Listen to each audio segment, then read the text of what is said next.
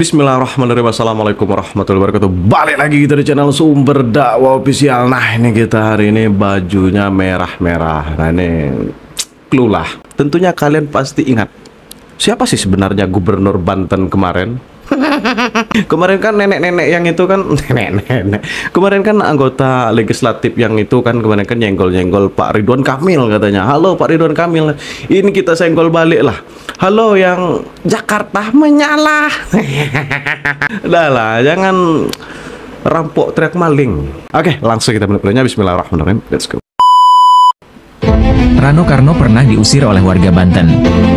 Pada tahun 2014, puluhan warga Banten berkumpul di depan pendopo gubernur diserang, menuntut agar Rano Karno hengkang dari kursi gubernur.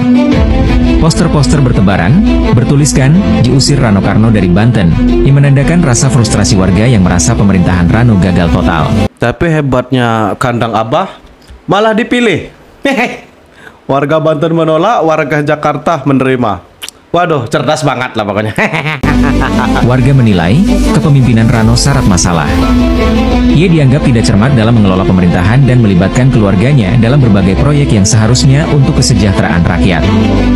Kritik pun datang akibat kebijakannya yang tidak populer, seperti rotasi pejabat yang mendadak sehingga anggaran tak terserap optimal, penunjukan pengusaha tertentu dalam proyek pemerintah, hingga pemberian sanksi pada PNS bawahan tanpa menyentuh pejabat eselon. Aksi ini menjadi bukti bahwa masyarakat tidak puas dengan kinerja Rano yang dinilai minim prestasi. Masyarakat Jakarta perlu berhati-hati, memilih pemimpin tak hanya soal popularitas atau latar belakang artis. Jangan sampai terjebak pada pemimpin yang hanya lihai dalam gimmick tanpa bukti nyata perubahan. Banteng teriak pagar laut, tapi kok ada nama honoris di baliknya? Yuk, kita bedah. Fakta pertama, PT Mega Agung Nusantara alias PT MAN adalah pemegang sertifikat HGB di area pagar laut. Dan jika ditelusuri PT MAN ini, ternyata anak perusahaan dari PT Motherland Realty Tbk. Fakta kedua, William Honoris sebagai direktur utama dan Luntungan Honoris sebagai komisaris utama. Luntungan Honoris ini diketahui merupakan ayah dari Charles Honoris, politisi PDIP.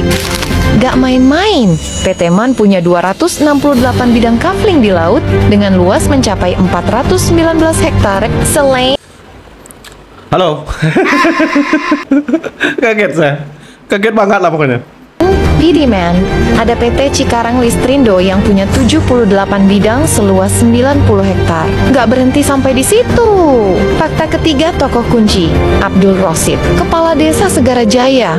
Dulu dia anggota DPRD dari PDIP.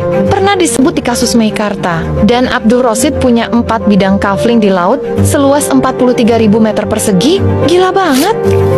Jadi pertanyaannya, selama ini mereka menyalahkan siapa? Benarkah ini perjuangan untuk nelayan atau ada agenda tersembunyi? Kok yang paling ribut justru yang menguasai laut? Jangan mudah termakan framing. Fakta ada di depan mata. Tulis pendapatmu di kolom komentar. Because you know in a moment they could all. Nih kalau ngomongin masalah pagar laut ya, sebenarnya gue punya pertanyaan, lu 10 tahun kemarin kemana aja?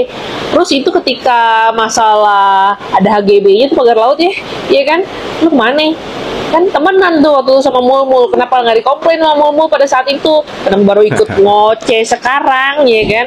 Terus kalau misalnya perkara LPG nih, perkara LPG baru-baru ini masalah masalah LPG melon itu udah masalah lama. Biasalah orang kalau periuk terancam, drama pun dihalalkan. Baru ngomong sekarang, ya kan? Yang salah bukan masalah kebijakannya, tapi mekanisme pelaksanaannya. Dan lu seharusnya sebagai wakil rakyat itu sebenarnya sih mengkritik dan mengawasi ya mekanismenya, pelaksanaannya. Kan sebenarnya tujuannya baik untuk meregulasi subsidi yang ada di masyarakat supaya nggak salah sasaran. Berutang gampang, tapi yang susah membayar utang. Dan Anies, Anda berutang sama PKS. Halo ternak. Jangan panas ternak, sabar. Utang Anies Baswedan kepada Sandiaga Uno ketika Pilkada DKI Jakarta 2017 terungkap. sebesar 50 miliar rupiah.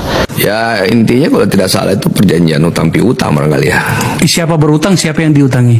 Ya pasti yang punya duit memberikan utang kepada yang tidak punya duit. Jadi Pak Sandi mengutangi Pak Anies? Kira-kira begitu, karena yang punya likuiditas itu Pak Sandi. Kemudian memberikan pinjaman kepada Pak Anies ya kan. Waktu itu Erwin Aksa, itu kan tim pemenangan Anies Sandi waktu itu ya. Itu kan sempat menyampaikan bahwa hubungan Mas Sandi dan Pak Anies, Mas Anies tuh waktu itu memang tidak baik karena ada masalah hutang piutang waktu Pilgub DKI. Itu benar nggak sih Mas? Jadi itu bagian dari sejarah dan saya tidak ingin memperpanjang lagi. Tapi ini memberi pelajaran bagi saya untuk pelajaran untuk seluruh masyarakat Indonesia lah. Jangan dekat tendangan Imam Mahdi.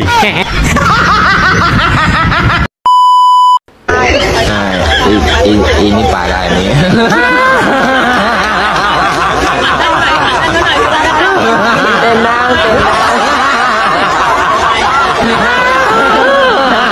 Tolong dokter, pasiennya diamankan.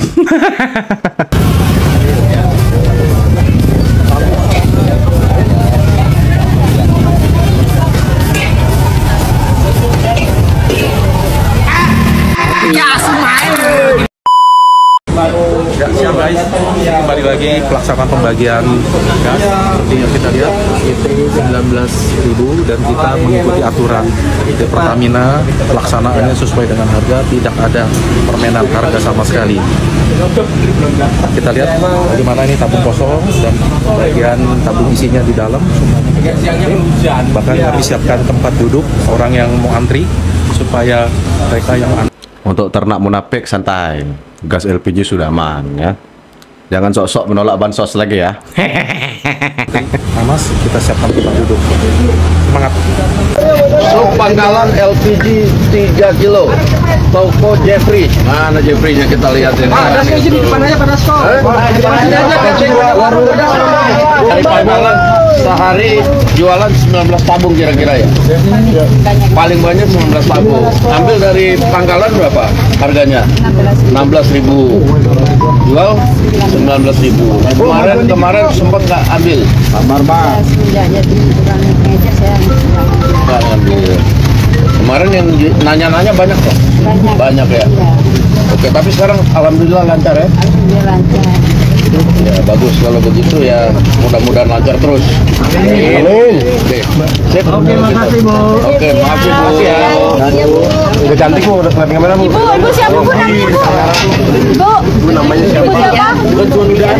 Ibu Fitria, Ibu Fitria di Toko Jeffrey. Wah. Proses jadi. Toko Jeffrey. Belanja di Toko Jeffrey. Insya Allah amanah. Pangkalannya gampang ya? Apa syaratnya kemarin ya? Cuman ngasih KTP aja. Pokoknya langsung didata, langsung dikasih merek Sup Pangkalan. Sup Pangkalan. Dari pengecer jadi Sup Pangkalan. 16.000. Ambil, jual 19.000. Oke. Kelangkaan gas gara-gara dibatasi gitu gimana Bang Komeng? Ya kalau gas harus dibatasi, kalau nggak dibatasi ngebut terus. Memang kompor gas. Pencelan-pencelannya kompor gas. Yang pastinya bukan gas subsidi.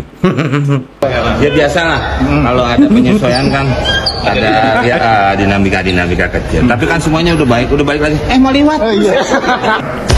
Tidak henti-hentinya memanjatkan puji syukur kehadirat Tuhan Maha Besar, Maha Kuasa, Allah Subhanahu wa Ta'ala, bagi umat Islam yang memiliki sekalian alam. Hanya kepadanya lah kita berdoa dan hanya kepadanya lah kita meminta pertolongan. Waduh, kaget saya. Masa iya kan seorang praksi PDIP bermain pagar laut? Tapi masuk akal sih kalau memang betul. Kalau memang betul sih masuk akal logis. Kalau untuk proses urusannya ya pasti dijamin set real set. Yakin saya set karena gubernurnya punya mereka. Yang ingin magar pun yang itu. Oke, siap. Kaget saya. Pokoknya tulis kalau komentar. Nah, pokoknya kalau masalah gas clear pokoknya Pak Wapres sudah turun tangan, walaupun kubu sebelah rada panas, ya biasalah. Nah, pokoknya selalu optimis. Pak Prabowo dan Mas Gibran pasti bekerja untuk masyarakat. Beliau bukan dengan hanya omon-omon, tapi beliau bekerja dengan aksi nyata. Beliau sangat bercita-cita ingin mencerdaskan dan mensejahterakan rakyat Indonesia, terutama rakyat bawah. Dah, saya akhiri. Salam waras, salam cerdas, NKRI harga mati. Wassalamualaikum warahmatullahi wabarakatuh.